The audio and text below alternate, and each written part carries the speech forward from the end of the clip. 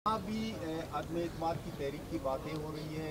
आपके अपने बाप पार्टी के कुछ वज़रा जो है ना वो ट्वीट भी कर चुके हैं कि वो अप्रैल में अदम जब एतमाद की तहरीक लाएंगे। जब हमने अदम एतमाद लाया तो उनको भी हक़ है, लाएं, किसने रोका है? देखिए, अदम एतमाद गवर्नमेंट किसी का मीरास नहीं है, गवर्नमेंट आनी जानी चीज़ है।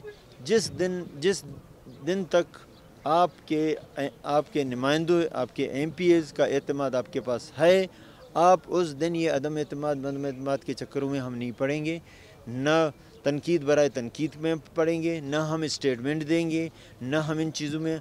जिस दिन अल्लाह ने फ़ैसला कर दिया, ज़मीन पे MPs ने फ़ैसला कर दिया, हम अपने घर जाएंगे, नया बंदा आएगा, चेयर संभालेगा और सूबे की खिदमत कर। की सूरत में फाइट करेंगे सर या जरूर?